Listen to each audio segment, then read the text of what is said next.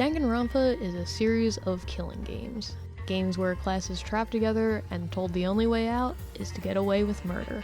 You're tasked with identifying the murderer and sending them to their execution, lest you get executed in their stead. The series started with 2 mainline games and then meandered about with a few anime series, some light novels, and a shooter spinoff. But finally, we got a sequel in the style of the first 2 games, Danganronpa V3. Danganronpa.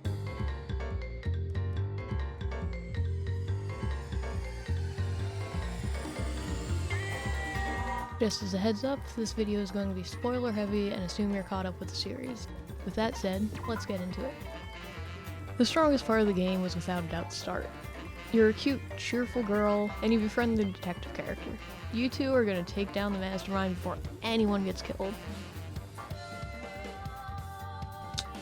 Well, we'll get him next time. This duo is just getting started.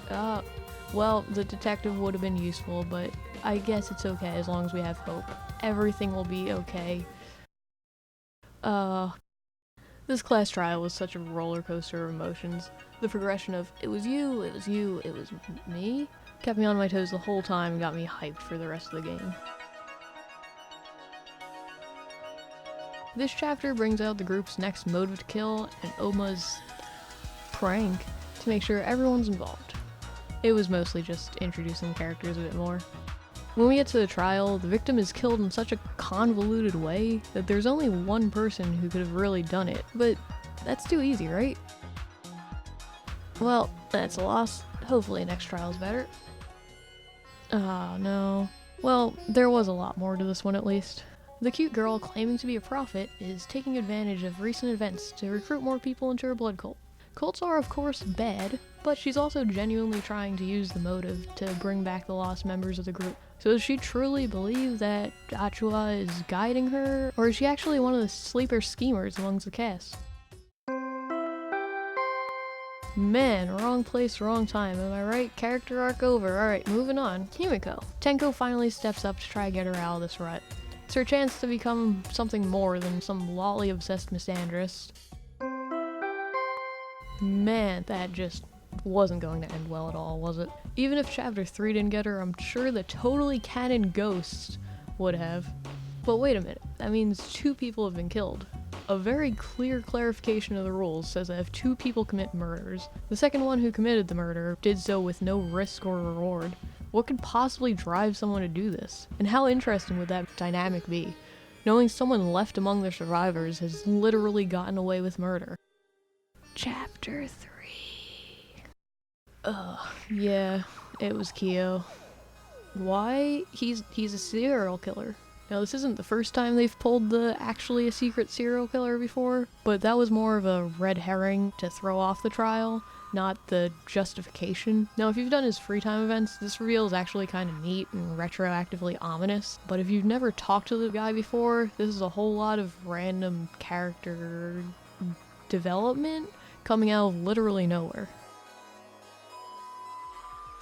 Alright, first off, can we just agree that this guy is way too suspicious to ever actually be the murderer or the mastermind? He spent the entire game stealing motives, plotting with Monokuma, and generally just trying to be the villain. Also, he's clearly best boy, so there's no way he's not getting murdered soon. Anyway, Miu has a VR simulation going on that will totally get everyone out of here, alive. So she's dead, and Kaido's the only one unaccounted for. Now, I haven't commented on the gameplay yet, but man, were the trials so much longer than they needed to be. Before this trial even begins, it's pretty easy to figure out that she's programmed in a way so only she can travel freely between the 2 halves of the map. Maybe it was the other programmers. So the game spending about 20 minutes with the characters trying to figure out how this could have possibly happened was the most painful instance of dragging out the trials yet. And yeah, she was trying to murder Kokichi. She made that pretty explicit. The mystery here is actually how she died. I'll give the game points because I spent most of the trial assuming she got herself stuck in a wall somewhere, but it was actually Ganta, the first one to give in to despair. I really feel for his fans because he never really got a character arc. He was just the dumb guy who believed in everyone too much until he gave up. And with his death, Kokichi seems to have finally snapped, fully committing to the role of the villain. Things are about to get good.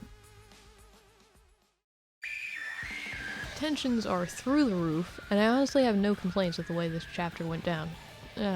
Until the end. Kokichi hijacks the killing game, makes sure all the hatred and killing intent is focused on him and him alone.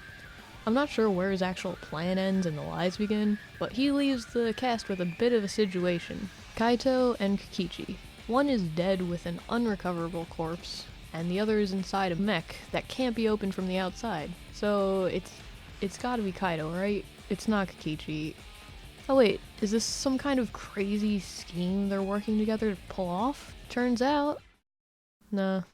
Kokichi concocted a plan to create a murder that couldn't be seen by anyone, and therefore couldn't be solved. When Monokuma joins your investigation, it's pretty clear that this magnificent bastard actually managed to pull one over on the mastermind.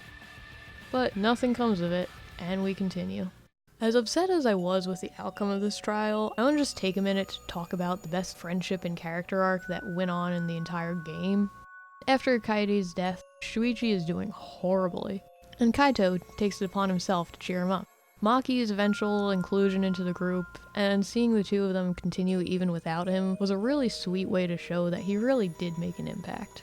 You can have this one, man. You deserve it. So, with the end of this trial, the mastermind is still at large, but this game is quickly coming to a close. Well, this is it. Time to find the mastermind. Kibo fighting off the Exisals was admittedly really cool to have on the background. It added a layer of tension and made it into sort of a victory lap through the school. Along the way, we mourn Rantaro and Kokichi's character arcs, the two most egregiously taken before their time. The investigation this time isn't just for a murderer, it's for the mastermind. Now this would have been neat to slowly piece together, if it weren't so painfully obvious at this point. Was it someone with a clear and defined character arc? Or was it... Well, let's get back to that later. Admittedly, the majority of the trials in the game were letdowns. An unfortunate mix of being literally impossible to predict and exactly what you expected. Despite this, there were more likable characters in this game than any of the previous entries. Rantaro seemed like a really cool and interesting guy who probably would have had a lot to bring to the group if he didn't get killed off immediately. Kaede was only there for a single chapter, but had so much determination and hope that she was willing to kill for it. Ryoma was wise beyond his years, and he seemed like he had a lot of hidden depth before he was murdered. Kurumi is the world's mom. Angie could have gone some really interesting places with the whole cult subplot if she wasn't murdered. Kyo is cool, till his character was murdered. Mia's inventions were ridiculously useful for the three people that actually utilized her talent. Gonta was actually just the lovable idiot. Kokichi did so much, and I still feel like there was so much more to him. Kaito and Maki's relationship was so cute to follow, and something I never would have expected out of these games. Himeko underwent legitimate character growth, and transformed into an actual character. Kibo could have been fleshed out a bit more, but him stepping up to the plate in the final act was really nice to see. And then we have Shuichi, growing from the endless self-doubt to the driving force behind everyone's hope. The characters were definitely the highlight of this game, and every time I'd finish a trial with a sour taste in my mouth, I was always excited to get back to the free time events and just getting to know the characters. I'm definitely the kind of person who will play through an entire game just because I like one minor character, so despite my complaints, I really did love this game. The only characters I wasn't a fan of were Tenko, killed off in the middle of her character arc, and the Monokubs, who were comic relief, I guess, a wacky break in tone, and the mastermind. Right, so back to that last trial. We get through the trial, reconfirming everything the player has just investigated, and it's revealed to be...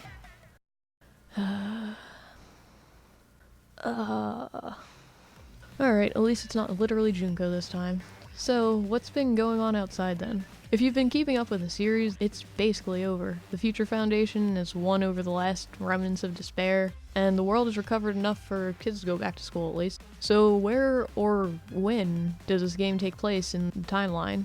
Well, if Tsumugi is to be relieved, it's the 53rd entry of the Danganronpa show.